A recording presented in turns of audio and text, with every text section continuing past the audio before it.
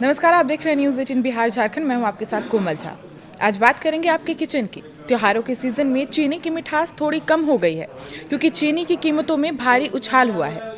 दिल्ली के बाजारों में तो महज एक पखवाड़े में चीनी की खुदरा कीमत करीब 17 से 20 रुपए प्रति किलो बढ़ गई है, जिसका सीधा असर अब आम जनता की जेब पर पड़ रहा है। मनी कंट्रोल की रिपोर्ट की माने तो चीनी की कीमत पिछले एक महीने में करीब 10% तक बढ़ चुकी है और रिकॉर्ड लेवल पर पहुंच गई है। चीनी की बढ़ती कीमत का असर आम ग्राहकों पर भी दिखाई दे रहा है। उपभोक्ता मामलों के मंत्रालय के आंकड़ों की माने तो 18 अगस्त को देश में चीनी की एवरेज रिटेल कीमत 52 रुपये 30 पैसे थी।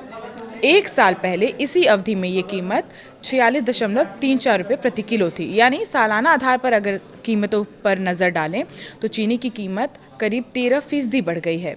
बढ़ती कीमतों के बीच अब केंद्र सरकार भी सक्रिय हो गई है और चीनी के स्टॉक को लेकर नियमों को और सख्त कर दिए गए हैं ताकि इसकी कालाबाजारी ना हो सके। सरकार के नए आदेश के मुताबिक अब एक महीने में 10 मीट्रिक टन से ज़्यादा चीनी का इस्तेमाल या कारोबार करने वाले डीलर 15 दिन से ज़्यादा का स्टॉक अपने पास नहीं रख सकेंगे। नया नियम 1 सितंबर से लागू होगा और 30 नवंबर तक ये जारी रहेगा। सरकार का ये कदम बाजार में चीनी की उपलब्धता बढ़ाने और कीमतों को कंट्रोल करने के लिए उठाया गया है।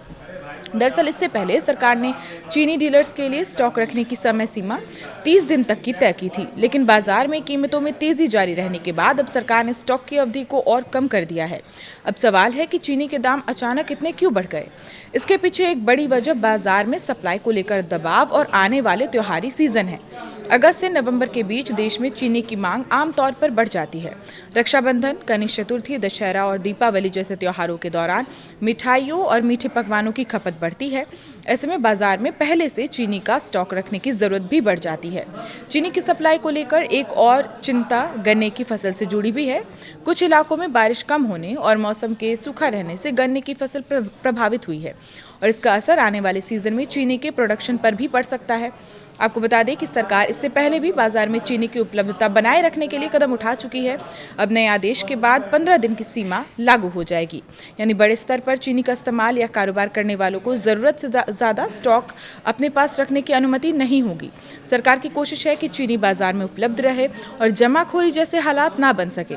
फिलहाल चीनी की बढ़ती कीमत ने आम आदमी की रसोई का बजट ज़रूर बिगाड़ दिया है, लेकिन सरकार की नई स्टॉक लिमिट से बाजार में कीमतों के नियंत्रण में कितनी मदद मिलती है ये तो वक्त ही बताएगा।